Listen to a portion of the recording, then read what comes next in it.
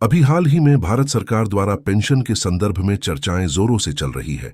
एक कर्मचारी के लिए पेंशन क्यों आवश्यक है, इस कहानी के माध्यम से आप जरूर समझेंगे। यह कहानी एक मां और उसकी पेंशन के सम्मान की है। मोहित, एक अमीर व्यवसायी, अपनी मां सरला को 12,000 रुपए की पेंशन के लिए स्टेट बैंक की लंबी कतार में खड़े होने से रोकना चाहता है। लेकिन सरला के लिए पेंशन सिर्फ पैसे नहीं बल्कि सम्मान की बात है। जब उसकी पेंशन मिलती है वह आत्मविश्वास से भर जाती है, यह समझते हुए कि यह सम्मान निधि क्यों कहलाती है। आइए सुनते हैं एक वृद्ध मां की कहानी। मां, तुम भी ना, ये क्या पिताजी की जरा सी 12,000 रुपये की पेंशन के लिए इतना माथापच्ची कर रही हो? अरे इससे ज्यादा तो तनख्वाह तो हम एक कर्मचारी को दे देते हैं। मोहित ने चिढ़कर अपनी मां के साथ स्टेट बैंक की लंबी कतार में लगने की बजाय मां को वापस घर पर ले जाने के लिए आग्रह करने लगा। वैसे मोहित ने सच ही कहा था, करोड़ों का बिजनेस था उनका। लाखों रुपये तो साल भर में यूं ही तनख्वाह और भत्ते के नाम पर कर्मचारियों पर निकल जाते हैं। फिर मात्र 12,000 रुपये प्रतिमाह की पेंशन पाने के लिए स्टेट बैंक की लंबी कतार में खड़े होकर पेंशन की औपचारिकता पूर्ण करने के लिए इतना समय व्यर्थ करने का क्या औचित्य। मोहित के पिता विशंभर नाथ जी का निधन पिछले माह ही बीमारी की वजह से हुआ था।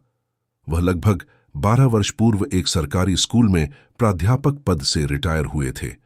तब से उनके नाम पर पेंशन आया करती थी। विशंभर नाथ जी मृत्यु के उपरांत आधी पेंशन उनकी पत्नी सरला जी को मिलने का शासकीय योजना के अनुसार प्रावधान था, जिसके लिए सरला जी आज स्टेट बैंक में अपने बेटे मोहित के साथ जाकर पेंशन की औपचारिकता पूर्ण करने आई हुई थी। उस दिन मोहित के बेटे कुशाग्र का 8वां जन्मदिन था। उसने अपनी दादी से साइकिल की फरमाइश की थी। सरला के खुद के बैंक अकाउंट में पैसे नाममात्र के ही बचे थे। उनकी पेंशन अभी शुरू नहीं हुई थी, इसलिए उन्होंने मोहित से 10,000 रुपये मांगे। मोहित अपने ऑफिस जाने की तैयारी में व्यस्त था। उसने अचानक मां के द्वारा 10,000 रुपये की मांग पर थोड़ा अचरज से देखा। फिर अपनी पत्नी श्रेया को मां को 10,000 रुपये देने को कहकर चला गया। श्रेया ने 1-2 बार मांगने पर अपनी सास को 10,000 रुपये देते हुए कहा, पता नहीं आजकल बहुत मंदी चल रही है, थोड़ा हाथ संभाल कर खर्च करना। हालांकि शाम को जब सरला ने उन पैसों से कुशाग्र की साइकिल खरीदी तो घर का माहौल पूर्ववत हंसी मजाक का हो गया। अगले हफ्ते मोहित की बड़ी बहन 2 दिन के लिए मायके आई थी। जब तक विशंभर नाथ जी जीवित थे, सरला को कभी पैसे के लिए किसी से पूछना नहीं पड़ता। वह खुद ही अपनी पेंशन से एक रकम निकालकर सरला को दे देते थे। मगर आज बेटी की विदाई के लिए सरला को बहू से पैसे मांगते समय उसके शब्द, पता नहीं आजकल बहुत मंदी चल रही है, थोड़ा हाथ संभाल कर खर्च करना, याद आ गए और बहुत दुखी मन से बेटी को बिना कुछ दिए ही विदा करने लगी। तब बहू ने खुद आकर सरला के हाथ में 2,000 रुपये पकड़ाकर कहा, बेटी को खाली हाथ विदा करेंगी क्या? सरला ने महसूस कर लिया था कि बहू की बात में अपनापन कम उलाहना ज्यादा है। ऐसा नहीं था कि सरला के जीवन में पैसे का अभाव आ गया हो। उसके इलाज के लिए, दवा के लिए, मोबाइल रिचार्ज करना, छोटी मोटी जरूरतों के लिए तो मोहित बिना कुछ कहे ही पैसा लाकर दे देता था। परंतु इसके अलावा सरला को जो भी खर्च करना होता, जैसे किसी मंदिर में दान करना, नौकरों को उनकी जरूरत या त्योहार पर पैसा देना, या अपने रिश्तेदारों के आने पर उपहार देना, जैसे छोटी मोटी जरूरतों के लिए उसे मोहित या बहू से पैसा मांगना स्वाभिमान को चोट करता था। अभी 2 दिन पहले सरला की बहन आई हुई थी। बहन की आर्थिक स्थिति बहुत कमजोर थी, इसलिए वह सरला से कुछ आर्थिक सहयोग की अपेक्षा कर रही थी।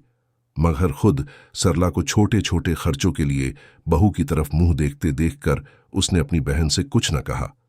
आज जैसे ही उसके मोबाइल पर पहली बार स्टेट बैंक का SMS आया, सरला ने आश्चर्य से मैसेज खोलकर देखा। पिछले 6 महीने की पेंशन 72,000 रुपये उसके अकाउंट में क्रेडिट होने का मैसेज था। वह सरला नजदीक के ATM से 10,000 रुपये निकालकर जब सरला घर आ रही थी, उसके आत्मविश्वास और कदमों की चाल ही बता रही थी कि पेंशन को सम्मान निधि क्यों कहते हैं। अपने बेटे की करोड़ों की दौलत से ज्यादा वजन सरला को अपने पति की पेंशन से मिले 12,000 रुपयों में लग रहा था। इस कहानी का निष्कर्ष यह है कि मां सरला ने महसूस किया कि पेंशन केवल पैसों का स्रोत नहीं है, बल्कि अपने जीवन के संघर्ष और सम्मान की पहचान भी है।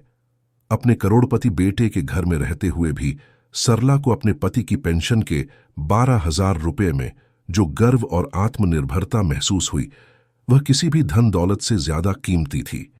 यह पेंशन उनके लिए एक सम्मान निधि थी, जो उन्हें समाज में सम्मान और स्वाभिमान के साथ जीने का एहसास दिलाती है।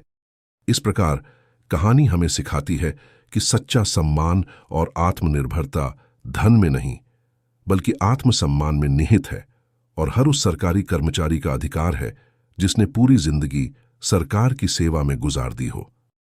यह कहानी आपको कैसी लगी कमेंट करके जरूर बताएं, और यदि आप पुरानी पेंशन चाहते हैं तो अपने सभी दोस्त यारों को शेयर करें। धन्यवाद।